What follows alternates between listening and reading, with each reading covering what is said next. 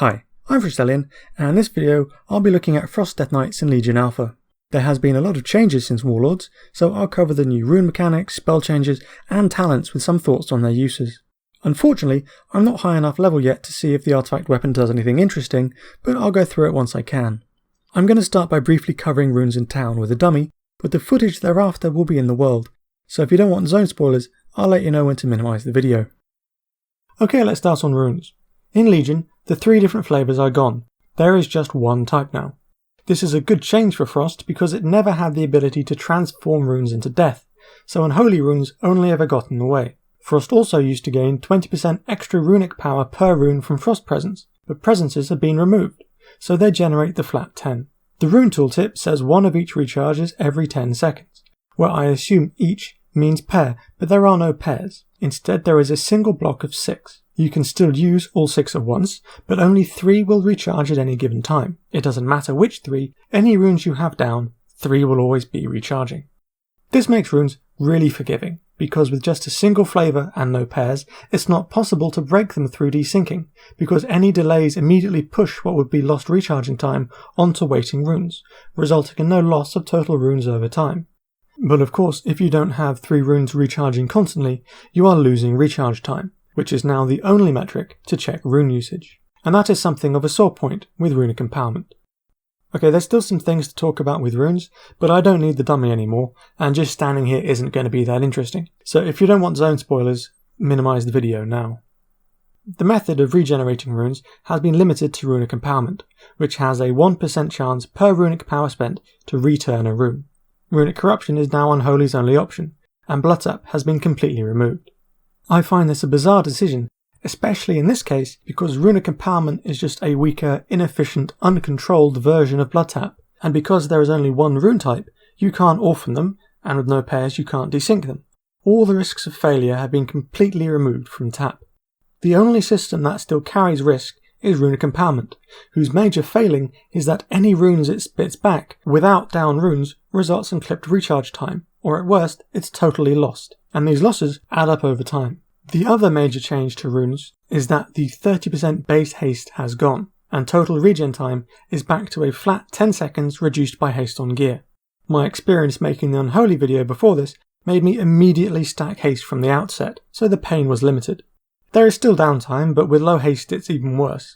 Also, on the subject of haste, the global cooldown has been increased from 1 second to 1.5 seconds, reduced by haste, which I'm not overly happy about, but it all depends on how much haste we have at max level.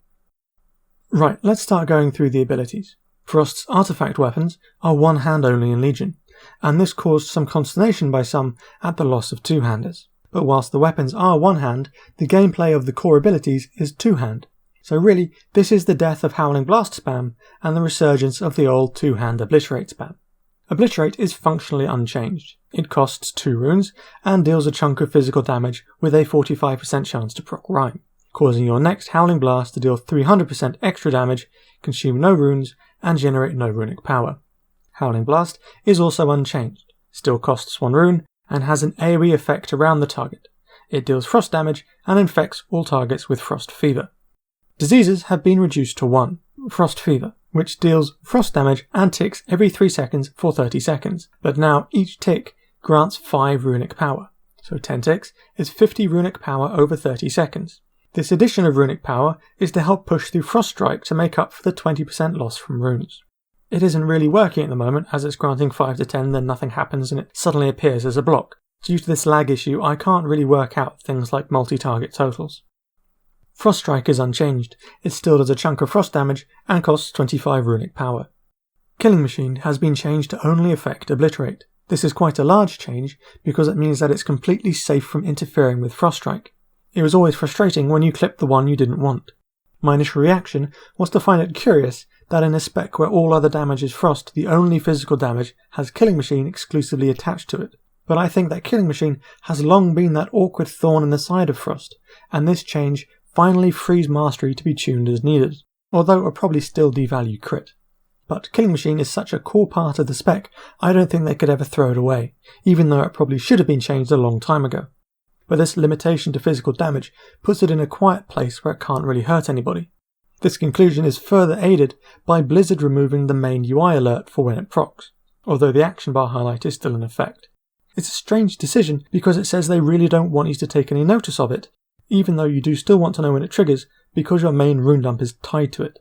There are a few other changes. Remorseless Winter has become an AoE damage ability. It costs 1 rune with a 20-second cooldown, and for 8 seconds you radiate frost damage to nearby enemies every second. With the first tick happening at 0, it has 9 ticks. It is centered on the player and moves with you, with an attractive Dome of Frost graphic, but this completely obscures all ground effects, so almost dying is my go-to indicator that I'm standing in something. Deathstrike has moved from costing 2 runes to costing 40 runic power. It heals you for 40% of all damage taken in the last 6 seconds, or a minimum of 7% health. This has freed up the runes, but effectively doubled the cost, and whilst this rivals Deathcoil and Unholy, here its damage is homeopathic compared to Froststrike, with Deathstrike dealing roughly half the damage of 1 Froststrike, but at 40 runic power, costing nearly 2. Of course, it is a defensive ability that isn't there for DPS, but the opportunity cost is punitive. The artifact weapon comes with a built-in ability, Sindragosa's Fury. It's an instant cast 5-minute cooldown that summons Sindragosa, who casts Frost Breath, which inflicts frost damage to enemies in a 4-yard cone in front of the cast as it flies overhead. In addition, the target's attack speed is decreased by 50% for 10 seconds. Also attached to the weapon are 3 random passive summons that do 1 hit of minor damage. Arthas deals frost damage, Bolvar deals fire damage, but it's the last summon, Ner'zhul, that gives you 50 runic power. I don't have consistent results on spawn timers for any of them. Looking at other changes, Empower Rune Weapon still returns all runes and grants 25 runic power, but it's now on a 3-minute cooldown. Anti-Magic Shell has been nerfed to a 1-minute cooldown, and now only absorbs 30% of total health. I can't get results on runic power absorption, but that seems to have been drastically reduced. Chains of Ice snares a target by 70% for 8 seconds. It costs a rune and no longer has any damage or disease effects. It's expensive on either a rune or runic power with Frost, but more worryingly, it is now the only snare on the spec.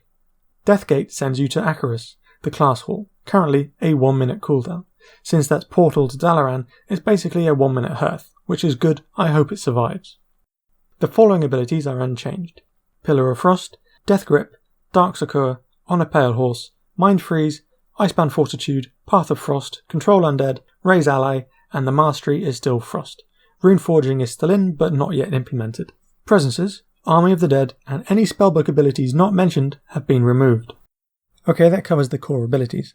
Let's take a look at the priorities without talents. Whilst Frost was never a high bar, with the new Rune and Killing Machine changes, it's now even lower. Let's start by inferring the single target priorities from the abilities available. First we need to get Frost Fever ticking, more for the runic power than passive damage. Then just spam Obliterate on runes, with some randomly triggering Killing Machine, and using any Rhyme procs to maintain Fever. Spend all runic power on Froststrike, and that's it. There is little point in dealing with actual damage numbers at this stage, but Frost is really easy to work out in relative terms. Obliterate damage per rune, which is simply half an Obliterate. Looking at these 3 core abilities, priorities boil down to a few things. If Howling Blast does less damage per rune than Obliterate, there is no point in ever using a rune for its single target, and keeping it under this threshold is the only thing stopping the devolution back to the current one-hand Howling Blast spam. Since we are likely opening from range, it makes sense to pay the difference to get Fever ticking, but in melee range, open with Obliterate then Howling Blast, to try and proc Rhyme on the first global cooldown, saving the third for another Obliterate and applying Fever with a stronger and more importantly free Howling Blast. And if it doesn't proc, you have to do it anyway, so you lose nothing. They have kept the off-kilter rune costs, because there are still 3 runes per set, with Obliterate costing 2 runes. It will always leave 1 lonely rune. And rather than sitting with 1 rune waiting to roll it over into the next set, this is where Runic Empowerment comes in to try and provide an extra rune to pair with it for Obliterate. And without the control of Bloodtap, Runic Empowerment pushes the player towards throughput to try and maximise the number of runes returned. But that results in never even aiming for Killing Machine, and if you're trying to maximise it, it's a little tedious without the UI. But Killing Machine hasn't been killed enough to not be important. Everyone playing Frost will just have to find a weak aura for it. For AoE it's very simple. You stand in the middle of the ads and trigger Remorseless Winter. Howling Blast to get Fever across the ads, and if there are enough ads that you exceed the damage per rune breakpoint, you spam Howling Blast. I waited till now to introduce Remorseless Winter, but it deals more damage per rune than Obliterate, so you just use it off cooldown single target as well. Okay, moving on to talents. There are several synergies and overall the tree looks a lot stronger than Unholy, but there are still redundancies and it's missing some little things, like any type of mobility. 56. Shattering Strikes. Increases Frost Strike's critical strike damage by 30%. Since Killing Machine no longer affects Frost Strike, this becomes a standard passive modifier. It would obviously increase in value with more crit, but Killing Machine is inherently devaluing crit. The final stat weights will influence this, but overall it looks like we need to stack haste to make the spec playable, and mastery for frost damage, and that's not leaving much space for crit. So I'm a little unsure of its value, especially considering the importance of the other two options. Icy Talons. Frost Strike hits increase your melee attack speed by 25% for 3 seconds. Refreshing this effect extends its duration. So this is the way to increase Killing Machine procs. It stacks so you don't have to game its uptime. The question then becomes, how many Killing Machine procs can you effectively eat without wasting them? Freezing Fog. Howling Blast deals 100% more damage to the primary target. And if you are curious, this is multiplied before Rime.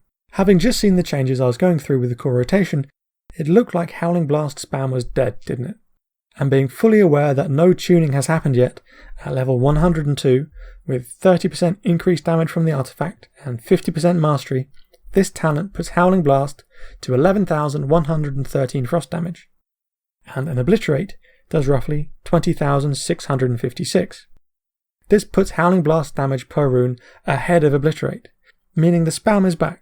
And actually, spamming Howling Blast works a lot better with Runic Empowerment, because you can immediately spend the runes it spits out, without having to wait for them to be paired up for Obliterate. However, this all has to be weighed up against the additional white damage and Killing Machine procs of Icy Talons, as well as several other effects from the weapon that increase Obliterate damage and Runic power generation that I can't test yet. So the takeaway from this is that it's possible that Howling Blast spam might survive, and we can approach the rest of the talents with both styles in mind. 57 is the new regen tier, but first we need to work out the base value of Runic Empowerment. Over 30 seconds you will get roughly 5 sets of runes. 5 times 3 is 15 runes in total, which is 150 runic power.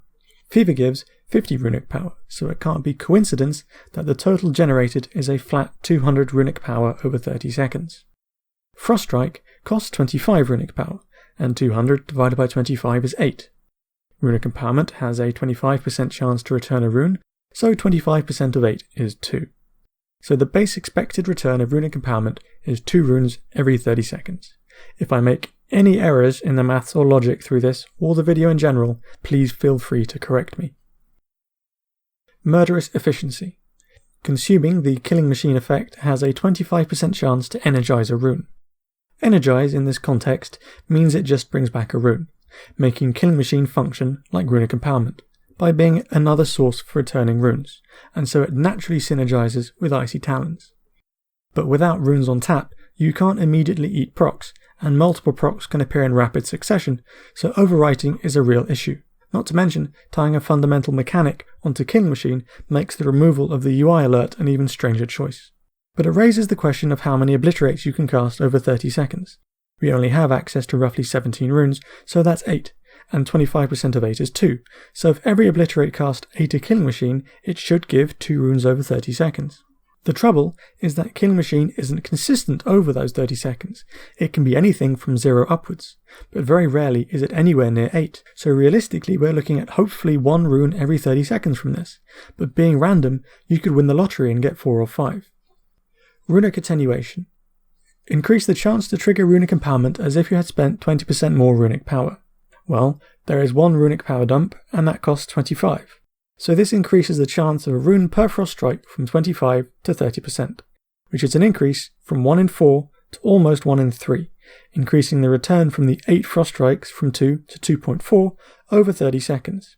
So whilst the net return initially appears to be less than Murderous Efficiency, this is likely the more consistent option for increasing rune return over the long term and during AoE, because when dealing with Cleaver AoE, Fever is ticking across multiple adds, so you gain extra runic power that can be turned into more frost strikes, but you aren't increasing the chance for more Killing Machine procs.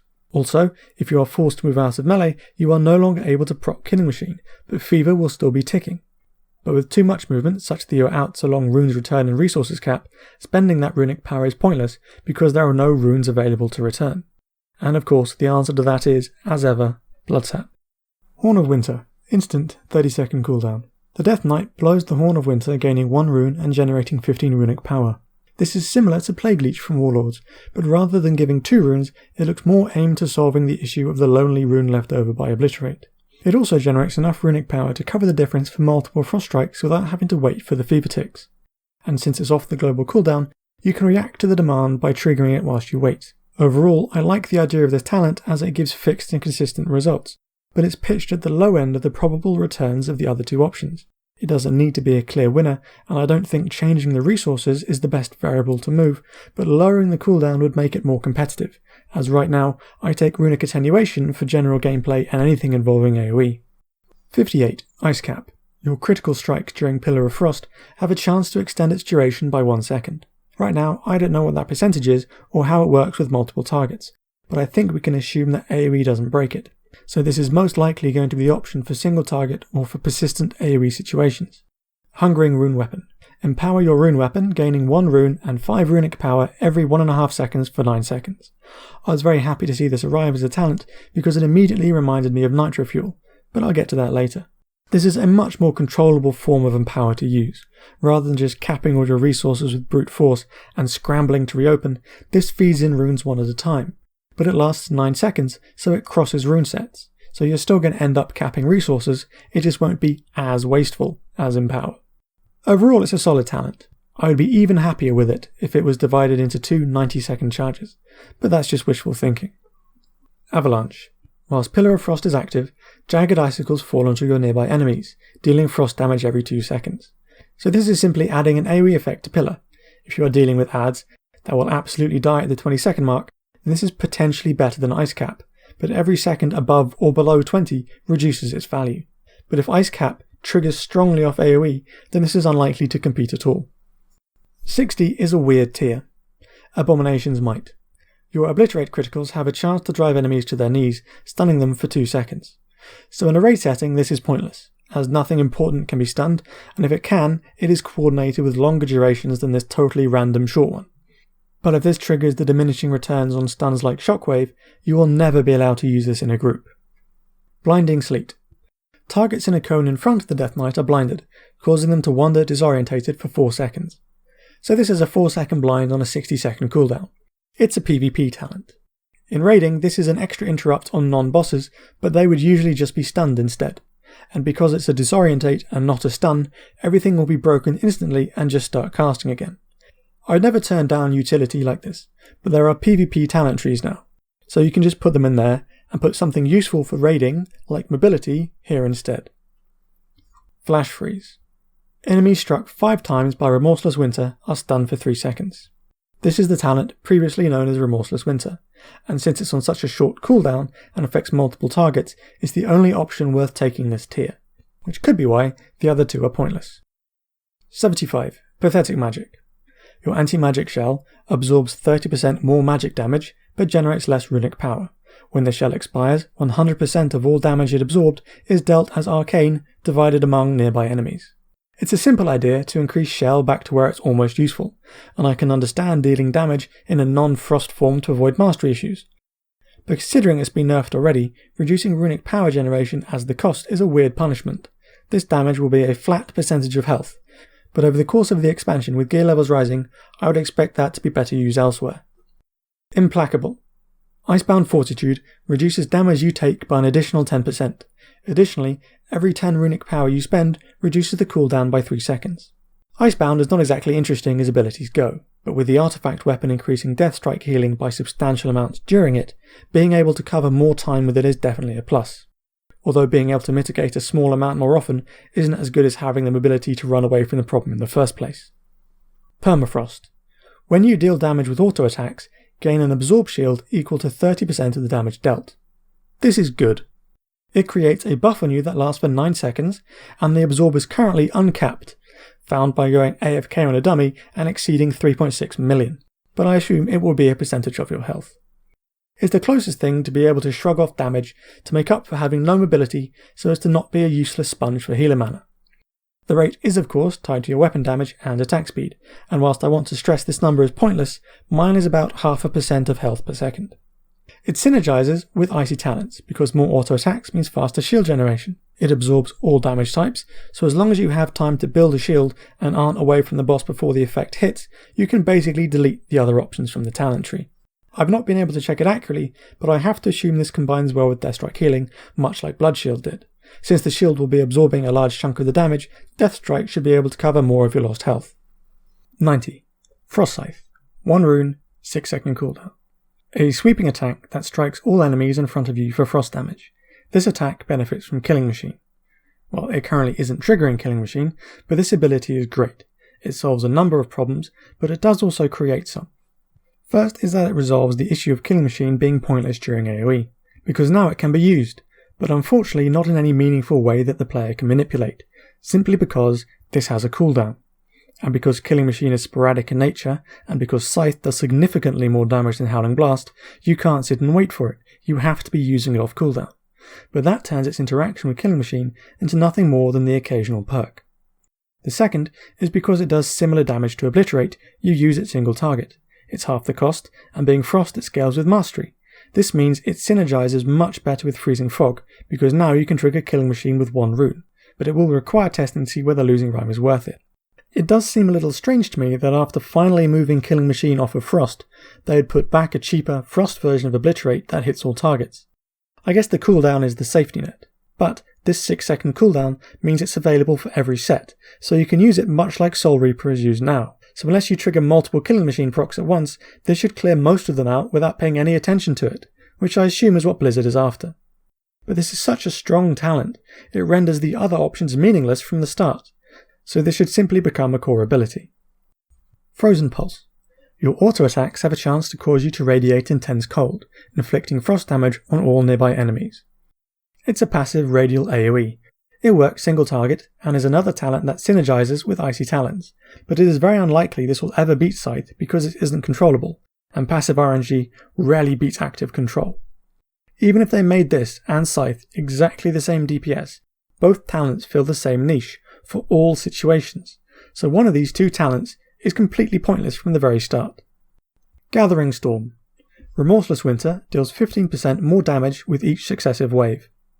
It's quite bland. The damage isn't compounding, it is a flat 15% additive increase onto the base damage every second, which I find adds 5.4 extra ticks worth of damage onto the total. This is a considerable 60% increase in ticks, since it only has 9 to begin with.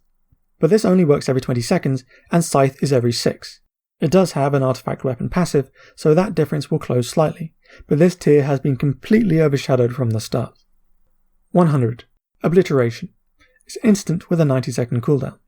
Gain a charge of Killing Machine. For the next 6 seconds, Obliterate costs 1 rune. This is an easily controlled, short-duration single-target burst triggered off the global cooldown. And whilst being a little flawed, the more options for controlling when and how damage is delivered, the better.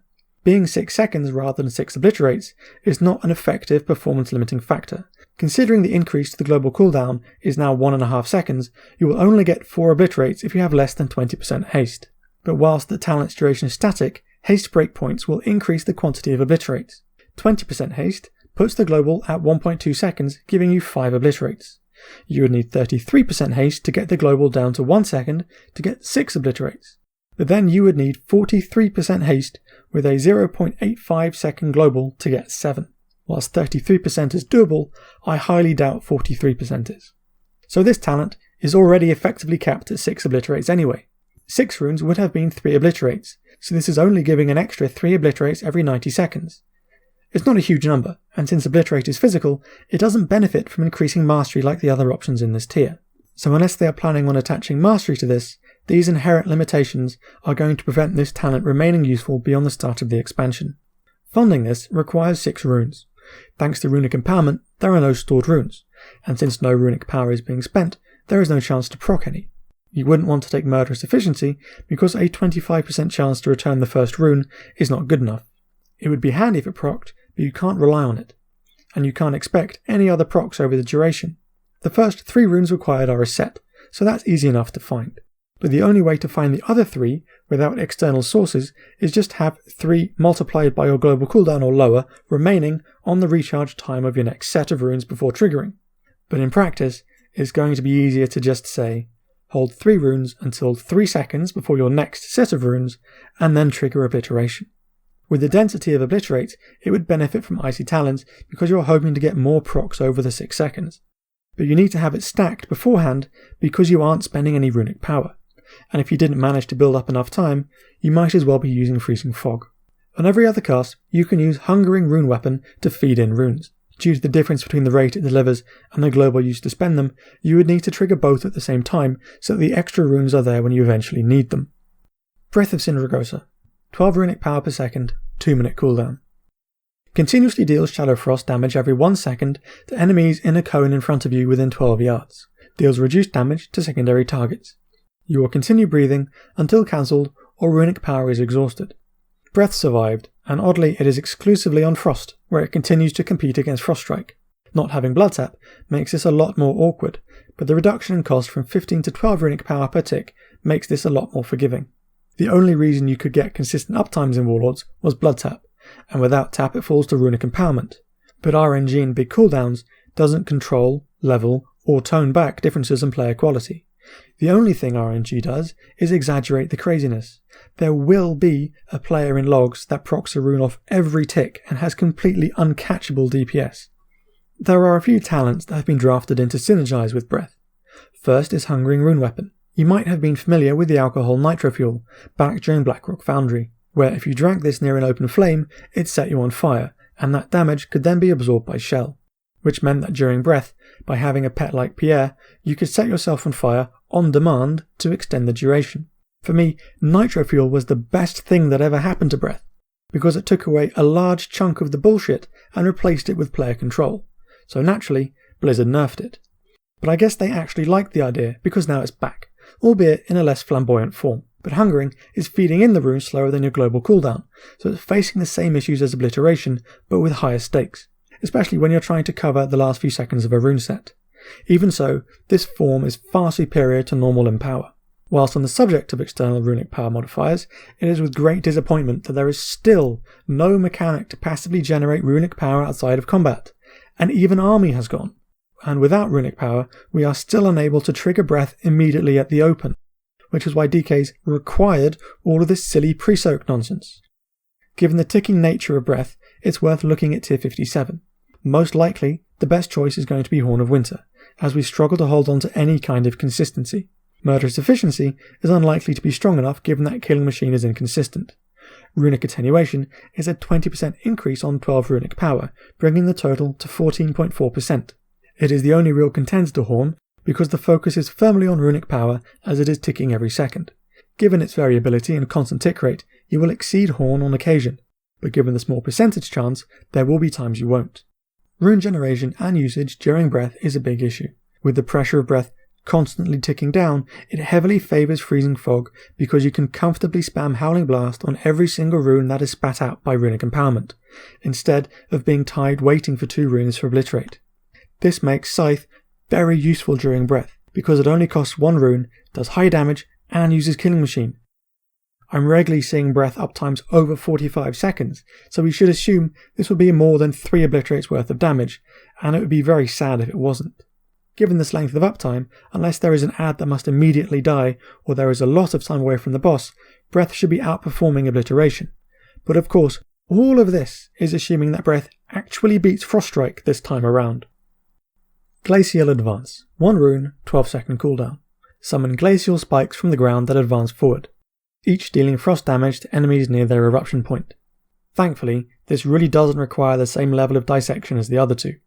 7 spikes are spawned per cast in a line and are limited to 1 hit per target. The cooldown of 12 seconds means you can use this every 2 sets, and since it deals similar damage to Obliterate, you use it off cooldown single target. Which means that when combined with Scythe and Remorseless Winter, there are now 3 abilities being taken before Obliterate on single target, which makes this another talent that favours Freezing Fog. But whilst it's fun, I wonder what niche it's supposed to fill. It's an AoE, but there's already an instant with Howling Blast, a really strong cone with Scythe every 6 seconds, a radial AoE with Remorseless Winter every 20 seconds, and this is a line AoE at 12 seconds. Does the spec really need another short cooldown AoE? Sure, spikes are fun, but it just gets lost amongst the others. Okay, that covers all the talents. Now I'll quickly cover the builds. First is the general dungeon trash and questing build, since the emphasis is on short AoE fights. I tend towards Freezing Fog, Runic Attenuation, Ice Cap, Flash Freeze, Permafrost, Frost Scythe, and Glacial Advance. Since I haven't covered the priority order with Freezing Fog, it is really as you'd expect.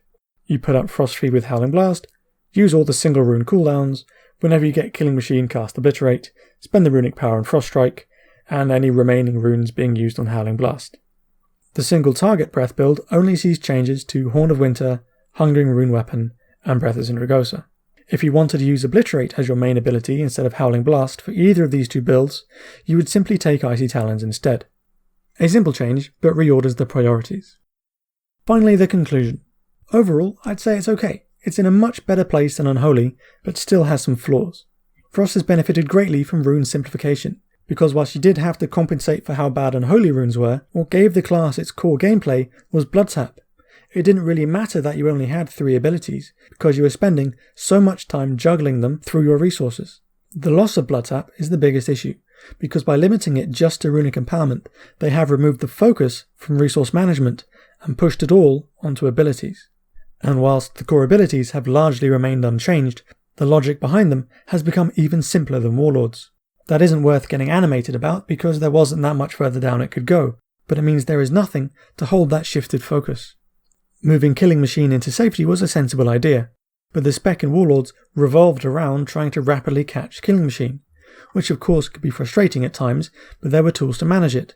But again, without Blood Tap, and with nothing replacing the focus in the core of the spec, it is playable, but completely mindless. Looking at talents, we have mixed results.